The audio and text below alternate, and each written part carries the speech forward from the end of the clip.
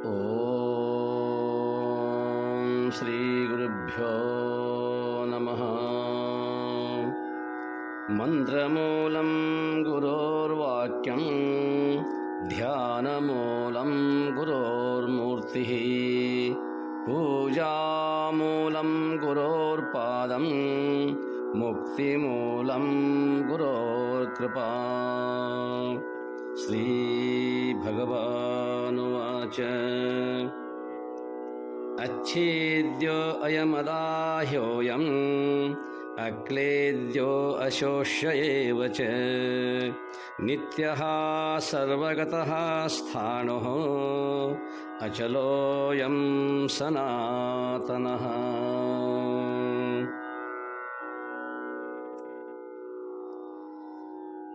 ಈ ಆತ್ಮನು ಛೇದವಾಗದವನು, ಸುಡದವನು, ನೆನೆಯದವನು, ಒಣಗದವನು. ಈ ಆತ್ಮನು ನಿತ್ಯ, ಸರ್ವವ್ಯಾಪಿ, ಸ್ಥಿರ, ಅಚಲ ಮತ್ತು ಸನಾತನನು.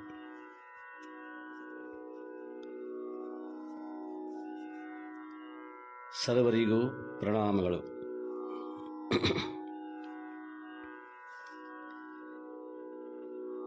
ಭಗವಂತನು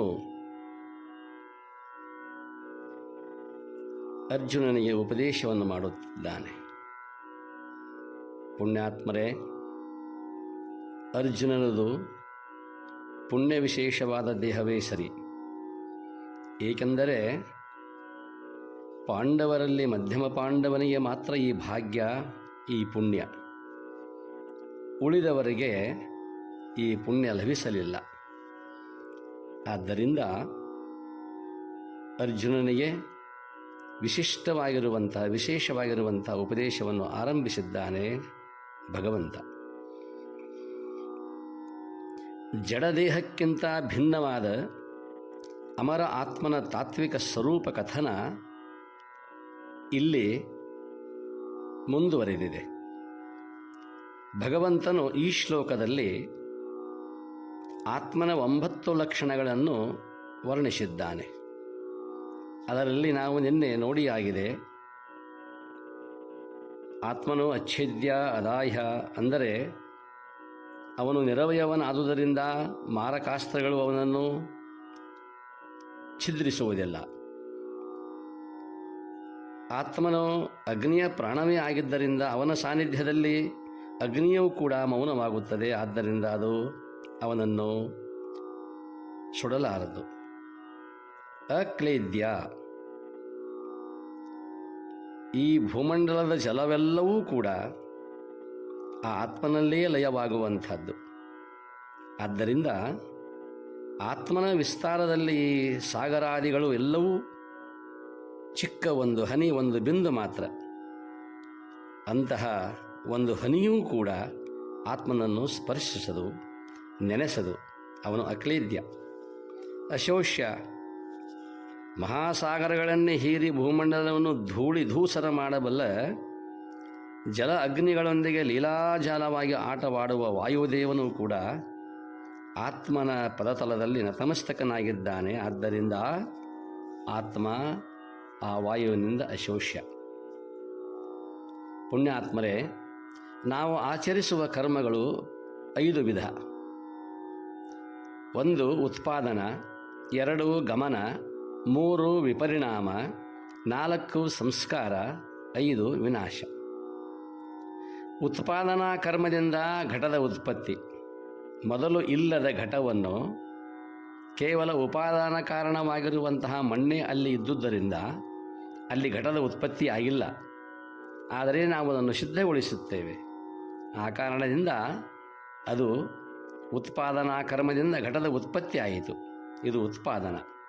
2ನೇದಾಗಿ ಗಮನ ಕರ್ಮದಿಂದ ಗ್ರಾಮದ ಪ್ರಾಪ್ತಿ, ಒಂದು ನಗರದ ಪ್ರಾಪ್ತಿ.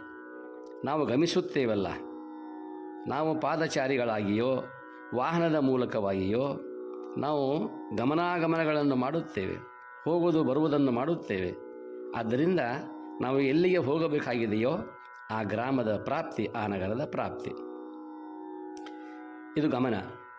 ಇನ್ನು ಮೂರನೆಯದಾಗಿ ವಿಪರಿಣಾಮ, ಅಂದರೆ ಇದು ಕರ್ಮದಿಂದ ಹಾಲು ಮೊಸರಾಗುವುದು. ಹಾಲು ಮೊಸರಾಗುವುದು, ಇದು ಪರಿಣಾಮವನ್ನು ಹೊಂದುವುದು, ವಿಕಾರವನ್ನು ಹೊಂದುವುದು. ಇನ್ನು ನಾಲ್ಕನೆಯದಾಗಿ ಸಂಸ್ಕಾರ. ಈ ಸಂಸ್ಕಾರ ಕರ್ಮದಿಂದ ಮಲಿನವಾಗಿರುವ ಧೂಳಿನಿಂದ ಆಚ್ಛಾದಿತವಾಗಿರುವಂತಹ ಕನ್ನಡಿ ಸ್ವಚ್ಛವಾಗುವುದು. ಆ ಕನ್ನಡಿಗೆ ಸ್ವಚ್ಛತೆಯ ಸಂಸ್ಕಾರ ಕೊಡುತ್ತೇವೆ. ಇನ್ನು ಕೊನೆಯದಾಗಿ ವಿನಾಶ, ಐದನೆಯದು. ವಿನಾಶ ಕರ್ಮದಿಂದ ಘಟದ ನಾಶ. ಯಾವುದನ್ನು ನಾನು ಉತ್ಪಾದನೆ ಮಾಡಿದ್ದೇನೋ ಅದೇ ಉತ್ಪಾದನೆಯಾಗಿರುವಂತಹ ಘಟವನ್ನು ಒಂದು ದಂಡದಿಂದ, ಒಂದು ಬಡಿಗೆಯಿಂದ ಅದನ್ನು ನಾನು ಒಡೆದು ಹಾಕಿದರೆ ಆ ಘಟ ನಾಶವಾಯಿತು. ಇದು ವಿನಾಶ. ಆದರೆ ಆತ್ಮನು ನಿತ್ಯನಾಗಿ ಉತ್ಪಾದ್ಯನಲ್ಲ, ಸರ್ವಗತನಾಗಿ ಗಮ್ಯನಲ್ಲ. ಆತ್ಮನನ್ನು ಉತ್ಪಾದನೆ ಮಾಡಲಿಕ್ಕೆ ಬರುವುದಿಲ್ಲ, ಒಂದನೆಯದಾಗಿ. ಎರಡನೆಯದಾಗಿ ಆತ್ಮವಸ್ತು ಸರ್ವಾಂತರ್ಯಾಮಿ, ಸರ್ವಗತ, ಅದಿಲ್ಲದ ಜಾಗವಿಲ್ಲ. ಆದ್ದರಿಂದ ಅವನು ಗಮ್ಯನಲ್ಲ. ಸ್ಥಾಣುವಾಗಿ ವಿಕಾರನಲ್ಲ, ಅವನಲ್ಲಿ ವಿಕಾರಗಳೇ ಇಲ್ಲ. ಅಚಲನಾಗಿ ಸಂಸ್ಕಾರನಲ್ಲ, ಅವನಿಗೆ ಯಾವ ಸಂಸ್ಕಾರಗಳು ಬೇಕಾಗಿಲ್ಲ.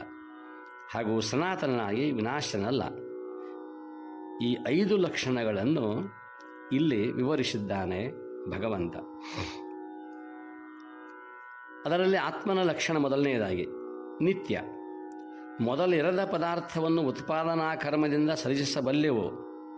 ಆದರೆ ಆತ್ಮನು ಎಲ್ಲ ತತ್ವಗಳು ನಿರ್ಮಾಣವಾಗುವ ಮೊದಲೇ ಚಿರಸ್ಥಾಯಿಯಾಗಿ ಶಾಶ್ವತವಾಗಿ ನೆಲೆಸಿದವನು. ಅವನು ಕಾಲ ಪರಿಚ್ಛಿನ್ನತೆ ಇಲ್ಲದವನು. ಆದ್ದರಿಂದ ಅಜ, ಅನಂತ ಅಸ್ತಿತ್ವ ರೂಪ. ಅಕ್ಕ ಮಹಾದೇವಿ ಹೇಳುತ್ತಾಳೆ ಈ ನಿತ್ಯ ಪದಕ್ಕೆ, ನಿತ್ಯವೆಂಬ ನಿಜ ಪದವು ಎನ್ನ ಹತ್ಯೆ ಸಾರ್ದು ಕಂಡ ಬಳಿಕ ಚಿತ್ತ ಕರಗಿ ಮನ ಕೊರಗಿ ಹೃದಯವು ಅರಳಿತ್ತು ನೋಡಯ್ಯ. ನಿತ್ಯವೆಂಬ ನಿಜ ಪದವೇ ಎನ್ನ ಹತ್ತಿರ ಬಂದು ನಿಂತಿದೆ. ಅದನ್ನು ಕಂಡ ಬಳಿಕ ಎನ್ನ ಚಿತ್ತ ಕರಗಿ ಹೋಯಿತು, ಮನಸ್ಸು ಕೊರಗಿ ಹೃದಯವು ಅರಳಿತ್ತು ನೋಡಯ್ಯ ಎಂಬುದಾಗಿ ಅಕ್ಕ ಮಹಾದೇವಿ ನಿತ್ಯದ ಬಗ್ಗೆ ಹೇಳುತ್ತಾಳೆ. ಅಂಥ ನಿತ್ಯ ವಸ್ತು ಆತ್ಮವಸ್ತು. ಎರಡನೆಯದಾಗಿ ಸರ್ವಗತಃ. ಎದುರಿಗಿಲ್ಲದ ದೂರದ ವಸ್ತುವನ್ನು ನಡೆದೋ ಈಜಿಯೋ ನಾವು ತಲುಪಬಹುದು. ಆತ್ಮನು ನಾವು ತಿಳಿದುಕೊಂಡಂತೆ ಕಾಶಿ, ಕೇದಾರ, ರಾಮೇಶ್ವರಗಳಲ್ಲಿ ಇಲ್ಲ.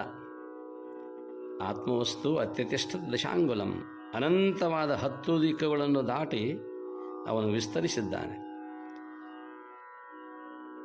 ಮನದಲ್ಲಿ, ಮನದಾಚೆ, ಈ ಜಗತ್ತಿನಲ್ಲಿ ಜಗದಾಚೆ, ಆ ಕಡೆಗೆ ಈ ಕಡೆಗೆ, ಹೀಗೆ ಎಲ್ಲೆಡೆ ವಾಸಿಸಿದ್ದಾನೆ. ಅವನು ಅಣುವಿನೊಳಗಿನ ಅಣು, ಆಕಾಶದೊಳಗಿನ ಆಗಸ. ಆದುದರಿಂದ ಸರ್ವಗತ. ಇನ್ನು ಮೂರನೆಯದಾಗಿ ಆತ್ಮನ ಲಕ್ಷಣ ಸ್ಥಾಣು, ಅಂದರೆ ಸ್ಥಿರ ಸ್ವಭಾವ. ಸ್ಥಿರ ಸ್ವಭಾವವುಳ್ಳದ್ದು ಸ್ಥಾಣು. ಪೂರ್ವರೂಪ ಪರಿತ್ಯಾಗವನ್ನು ಮಾಡಿ ಅನ್ಯರೂಪ ಧಾರಣೆ ಮಾಡಿದರೆ ಆ ವಸ್ತು ಅಸ್ಥಿರ. ಅದು ವಿಕಾರ ಕರ್ಮದ ಫಲ. ಅಕ್ಕಿ ಕುದಿದು ಅನ್ನವಾಗುವುದು. ಮೊದಲಿದ್ದ ಅಕ್ಕಿ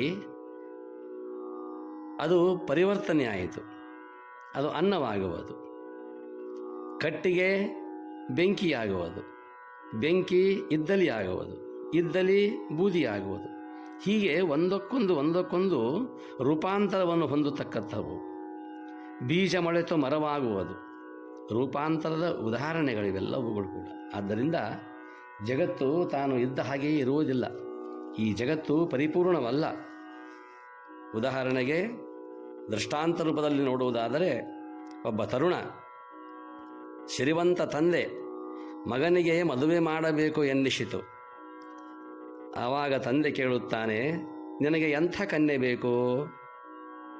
ಮಗ ಉತ್ತರಿಸ್ತಾನೆ, ನನಗೆ ರೂಪು, ಗುಣ, ನಡೆ, ನುಡಿ ಎಲ್ಲ ದೃಷ್ಟಿಯಿಂದಲೂ ಪರಿಪೂರ್ಣವಾದ ಕನ್ಯೆ ಬೇಕು ಎಂದ. ನೋಡಿ, ಅಂಥ ಕನ್ಯೆಯನ್ನು ಕನಸಿನಲ್ಲಿಯೇ ಕಾಣಬೇಕು. ಜಗತ್ತಿನಲ್ಲಿ ಇದುವರೆಗೆ ಒಬ್ಬ ಪರಿಪೂರ್ಣ ವ್ಯಕ್ತಿ ನಿರ್ಮಾಣವಾಗಿಲ್ಲಪ್ಪ ಎಂದು ತಂದೆ ಹೇಳಿದ ಮಗನಿಗೆ. ಆದರೆ ಮಗ ಹೇಳುತ್ತಾನೆ, ನನಗೆ ಮಾತ್ರ ಅಂಥ ಪರಿಪೂರ್ಣ ಲಕ್ಷಣದ ಆದರ್ಶ ಕನ್ಯೆಯೇ ಆಗಬೇಕು ಎಂದ. ಹಾಗಾದರೆ ಆ ಕೆಲಸವನ್ನು ನೀನೇ ಮಾಡಿಕೋ, ನೀನೇ ಹುಡುಕಿಕೋ. ಮೊದಲು ನಾನು ನಿನ್ನಂತೆ ಅಂದುಕೊಂಡು ನಿನ್ನ ತಾಯಿಯನ್ನು ಮದುವೆಯಾದೆ. ಆದರೆ ಇವತ್ತಿನವರೆಗೂ ನಿನ್ನ ತಾಯಿಗೂ ನನ್ನ ತಾಯಿಗೂ ಹೊಂದಾಣಿಕೆಯಾಗಿಲ್ಲ. ಉತ್ತರ ಕೊಟ್ಟ ತಂದೆ. ಆವಾಗ ಮಗ ಹೇಳುತ್ತಾನೆ, ಅದು ನಿನ್ನ ಅದೃಷ್ಟ, ನಾನೇನು ಮಾಡಲಿ? ಆವಾಗ ತಂದೆ, ಹೀಗೋ, ಹಾಗಾದರೆ ನಿನ್ನ ಅದೃಷ್ಟ ಚೆನ್ನಾಗಿಯೇ ಇರಬಹುದು, ನೋಡು, ಹುಡುಕಿಕೋ, ನೀನೇ ಹುಡುಕಿಕೋ ಎಂದ. ದೇಶ ವಿದೇಶವೆಲ್ಲ ಸುತ್ತಾಡಿ ಆ ತರುಣ ಓರ್ವ ಕನ್ಯೆಯನ್ನು ಕಂಡ. ಈ ಕನ್ಯೆಯಲ್ಲಿ ನಾನು ಬಯಸಿದ ಎಲ್ಲ ಲಕ್ಷಣಗಳಿವೆ, ಇವಳು ಪರಿಪೂರ್ಣಳು ಎನ್ನಿಸಿತು ಅವನಿಗೆ. ಆ ಕನ್ಯೆಗೆ ತನ್ನ ಇಚ್ಛೆಯನ್ನು ತಿಳಿಸಿದ. ಆಗ ಅವಳು ಹೇಳಿದಳು, ಆ ಕನ್ಯೆ ಉತ್ತರಿಸುತ್ತಾಳೆ. ಪರಿಪೂರ್ಣ ಕನ್ಯೆಯನ್ನು ಹುಡುಕಲು ಹೋದ ಈ ವ್ಯಕ್ತಿಗೆ ಆ ಕನ್ಯೆ ಉತ್ತರಿಸುತ್ತಾಳೆ, ನಾನಾದರೂ ಪರಿಪೂರ್ಣ ಲಕ್ಷಣದ ವರನ ಹುಡುಕಾಟದಲ್ಲಿಯೇ ಇದ್ದೇನೆ. ನನ್ನ ದೃಷ್ಟಿಯಲ್ಲಿ ಮಾತ್ರ ನಿನ್ನ ಬಣ್ಣ ಸರಿಯಾಗಿಲ್ಲ. ಕಣ್ಣು ಒಂದು ಹಾಗೆ ಒಂದು ಹೀಗೆ, ಮುಖ ಪ್ರಸನ್ನವಾಗಿಲ್ಲ, ನಿನ್ನ ತಲೆಯಲ್ಲಿ ಅಲ್ಲಲ್ಲಿ ಒಂದೊಂದು ಕೂದಲುಗಳು ಇಲ್ಲ, ನಿನ್ನ ಮೂಗು ಒಂದು ತರಹ, ಹಲ್ಲುಗಳು ಒಂದು ತರಹ. ಆದ್ದರಿಂದ ನಾನು ನಿನ್ನ ಕೈ ಹಿಡಿಯಲಾರೆ. ಅವನಿಗೆ ಅವಳು ಪರಿಪೂರ್ಣವಾಗಿ ಕಂಡಿದ್ದಾಳೆ, ಆದರೆ ಅವಳಿಗೂ ಅವನು ಪರಿಪೂರ್ಣವಾಗಿ ಕಾಣಬೇಕಲ್ಲ. ಹೀಗಿಲ್ಲ ಈ ಜಗತ್ತು, ಇದು ವಿಷಮ ಸಂಸಾರ. ಪರಿಪೂರ್ಣ ವ್ಯಕ್ತಿಯ ಹುಡುಕಾಟದಲ್ಲಿದ್ದ ತರುಣನು ತಾನೇ ಅಪರಿಪೂರ್ಣ ಎಂಬುದನ್ನು ತಿಳಿಯದೇ ಹೋಗಿದ್ದ. ಈ ಅಜ್ಞಾನವೇ ಅವನನ್ನು ತಂದೆಯ ಮಾತನ್ನು ಮೀರಿ ಹಲವಾರು ವರ್ಷ ಅಲೆಯುವಂತೆ ಮಾಡಿತ್ತು. ಆದ್ದರಿಂದ ಈ ಜಗತ್ತು ಯಾವಾಗಲೂ ಕೂಡ ಪರಿಪೂರ್ಣವಾಗಿರುವಂಥದ್ದಲ್ಲ. ಆದರೆ ಆತ್ಮವಸ್ತು ಸ್ಥಾಣು. ಇನ್ನು ಅಚಲ, ರೂಪಾಂತರವಾಗದದು ಅಚಲ. ಅನ್ಯ ವಸ್ತುವಿನ ಸಂಯೋಗದಿಂದ ವಸ್ತುವಿನ ಸ್ವಭಾವದಲ್ಲಿ ಬದಲಾವಣೆಯಾದರೆ ಆ ವಸ್ತು ಚಲ. ಹೀಗೆ ಅಚಲವಾಗಿರುವಂತಹದ್ದು ಆ ಪರಬ್ರಹ್ಮ ವಸ್ತು. ಆತ್ಮನು ಮೂಲತಃ ವಿಮಲವಾಗಿರುವಂಥವನು, ಅಪ್ಪಟ ಚಿನ್ನ, ಪರಿಶುದ್ಧ ಚಿರಗ್ನಿ. ಅವನನ್ನು ಸಂಸ್ಕಾರಾದಿ ಕ್ರಿಯೆಗಳಿಂದ ಪರಿಶುದ್ಧ ಮಾಡುವಲ್ಲಿ ಅರ್ಥವೇ ಇಲ್ಲ. ಆದ್ದರಿಂದ ಅವನು ಅಚಲ. ಇನ್ನು ಸನಾತನ, ಗುಣ, ಅವಯವ, ಆದಿ ಕಾಲಮಿತಿ, ದೇಶಮಿತಿ, ವಸ್ತುಮಿತಿಯುಳ್ಳ ವಸ್ತು ಅರ್ವಾಚೀನ, ಅಶಾಶ್ವತ, ವಿನಾಶಕರ್ಮಕ್ಕೆ ವಿಷಯ. ಹಾಗಾದರೆ ಆತ್ಮನು ನಿರ್ಗುಣ, ನಿರವಯವ, ಅನಾದಿ, ಕಾಲ, ದೇಶ, ವಸ್ತು ಮಿತಿರಹಿತನಾದುದರಿಂದ ಪುರಾತನನು, ಶಾಶ್ವತನು, ಸನಾತನನು. ಅರ್ಜುನ, ಜಗತ್ತನ್ನು ಅಳೆಯುವ ಕಾಲ ಮುಂತಾದ ಮಾಪನಗಳಿಂದ ಆತ್ಮನನ್ನು ಅಳೆಯಲಾರೆ. ಅವನು ಅಮಿತ, ಅನಂತ, ಸದೈವ ಸ್ವತಂತ್ರ, ಅಮರ. ಅತ್ತಲ್ಲ ಒಂದಿಷ್ಟು ಲಕ್ಷ್ಯಗಳು. ಸಂಸ್ಕಾರಾದಿ ಆಭಾಸ ಕರ್ಮದ ಮೇಲೆ ನಿಂತ ಜಾತಿ, ಮತ, ಆಶ್ರಮ, ವರ್ಣಗಳ ಗೊಡವೆ ಬಿಟ್ಟು ಬಿಡು. ಅವುಗಳಿಂದ ನಿನಗಾಗುವ ಲಾಭವೇನಿದೆ? ನಿನ್ನಲ್ಲುಂಟಾದ ಶೋಕಕ್ಕೆ ಭೇದ ಭಾವ ಹಾಗೂ ಪರಿಮಿತ ಜಡವಸ್ತುವಿನ ವ್ಯಾಮೋಹವೇ ಕಾರಣವೆಂದು ಖಚಿತವಾಗಿ ತಿಳಿ. ತನುವಿನ ಮೇಲಿರುವ ಈ ಮೋಹವನ್ನು ಬಿಸಾಕು. ಮುದ್ದುರಾಮ ಹೇಳುತ್ತಾನೆ, ತನುಗುಣವಳಿದವಗೆ ಮೋಹ ಮಮತೆಗಳಿಲ್ಲ, ಬಹಿರಂಗ ಬಳಕೆಯಲ್ಲಿ ಅಪರಿಚಿತನಾತ.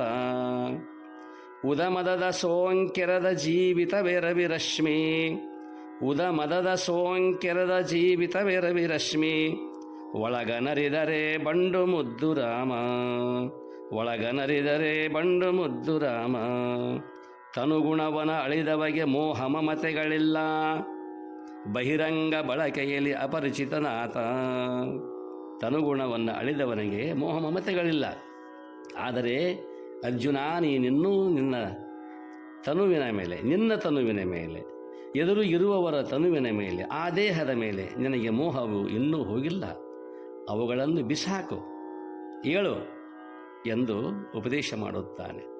ಅರ್ಜುನನು ಕೇಳುತ್ತಾನೆ, ಹಾಗಾದರೆ ಆ ಆತ್ಮನನ್ನು ಈ ನೇತ್ರಾದಿಗಳಿಂದ ಅಥವಾ ಕರ್ಮೇಂದ್ರಿಯಗಳಿಂದ ನೋಡಲು ಅಥವಾ ಅನುಭವಿಸಲು ಸಾಧ್ಯವೇ ಎಂಬುದಾಗಿ ಪ್ರಶ್ನಿಸುತ್ತಾನೆ. ಅದಕ್ಕೆ ಉತ್ತರ ರೂಪದಲ್ಲಿ ಭಗವಂತನು ನಾಳೆಗೆ ಉಪದೇಶ ಮಾಡುತ್ತಾನೆ. ಸರ್ವರಿಗೂ ಶರಣಾರ್ಥಿಗಳು. ಓಂ ತತ್ಸತ್. ಓಂ ಶಾಂತಿ ಶಾಂತಿ ಶಾಂತಿ.